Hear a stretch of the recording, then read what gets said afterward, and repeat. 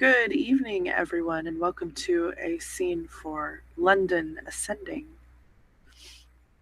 This scene takes place after the meeting that Amalia and Zerena had with Camilla. And they arrive home and uh, begin to discuss with each other their thoughts on the meeting with their new friendly acquaintance. Uh, Zerena takes off her dress and drapes herself across the couch um, in just her underwear.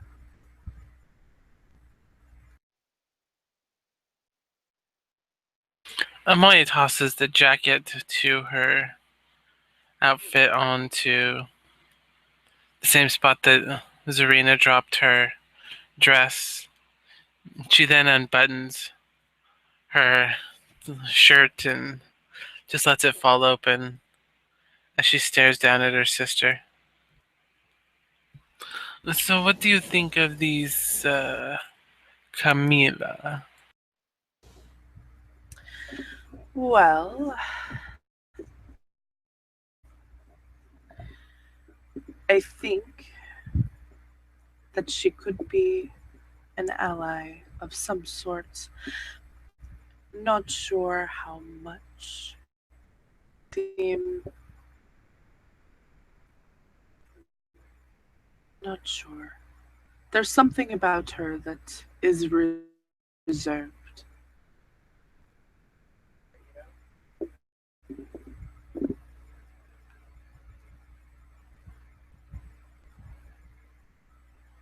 Can you hear me now?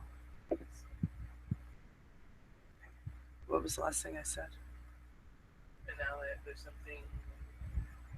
Oh, there's something about her that seems reserved almost. But she seemed to be intrigued by you. I think she thinks you are competition. I think she also thinks that you are the one that takes the lead between the two of us. And who's to say I'm not, my friend? I could very much be the one taking the lead, and she whips her shirt off and throws it at you. Zerena smiles and catches the shirt and then gives a playful glare at Amalia. People can think what they want, but we both know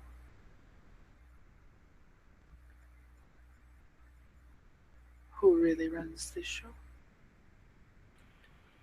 Of course we do, my friend. And she kind of pounds her chest with one hand. And she spies Onyx uh, laying on the floor next to the couch. Of course, it is Onyx. She is the one that runs the show. And she reaches down and pets her. Yes, it is definitely Onyx, that sweet little pussy.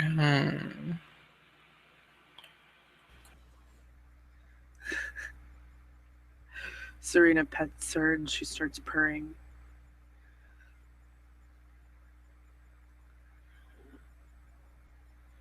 Now, I know that she was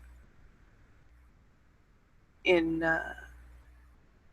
position to try and take Seneschal, but I know that that has since been dropped. So the only other person I believe going for it is that Garnet, yes? The one with the horses, yes. And what do you make of him? You've met him, yes? Yes, he is very sure of himself. He thinks himself the best at everything he does. Of course he does. He is a man. That is the way they think. And of course, he probably thinks that only a man can advise the queen. I would not be surprised if he thinks himself able to take her position. I have not met him personally, I've only seen him in passing, so that is not a judgment I could make, but if what you say is true, then he is not interested in a position to aid the queen. No, I do not think he is. But I have been thinking of an idea to help ensure your succession to the position. She smiles. What are you suggesting, my dear? Are you suggesting that we just take out the competition altogether? We let the competition take himself out. I have this plan. He said he would invite one or both of us over to go horse riding. You know, we are close with the animals now. And he cares for the horse that he gave to the queen. If a whisper made it into the horse's ear, and then the horse becomes violent towards any who try to ride it, it would greatly discredit himself. And if you do go on that horse ride with him, I'm sure you can milk all sorts of information from him, perhaps even recording it just to protect yourself. Of course, of course. Yes, a recorded conversation. Maybe I can get him to say that he aims to take the queen's position. And then I can just let her know that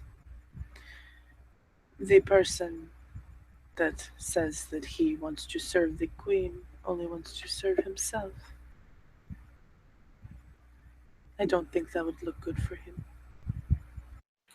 And as we are concerned friends, we are just looking out for her. Of course we are, but I already told her that I would not be targeting the competition, that I wanted to win.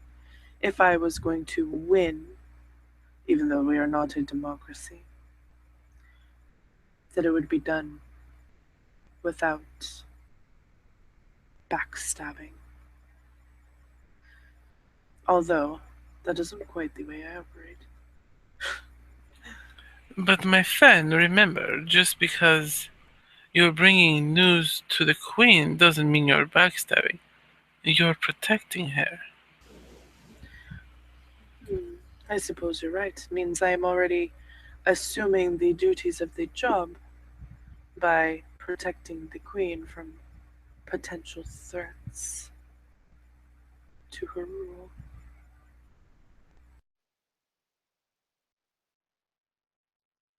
She gives you a sly grin, like, now you're catching on. Forgive me. I usually am the one that comes up with these ideas. I suppose I am having an off night. And she narrows her eyes at you. Probably because you're still thinking of a blonde woman speaking Italian. Hmm. The only blonde woman I am thinking about is standing right in front of me. And she looks about to ensure that she's the only one here. She touches herself to make sure that you didn't put up like an illusion of her in front of her. Very well. If that is the only blonde woman you are thinking about, she kicks off her shoes and then her pants. And Zerena gives her a beckon with her hands for her to come. over to her. And as she comes over and slides up on her sister,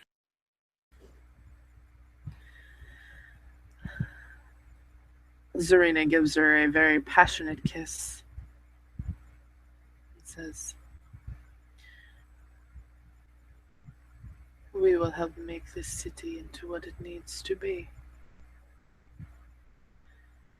And then she resumes kissing her, and we will end the scene there. Thank you, players, for playing and watchers for watching.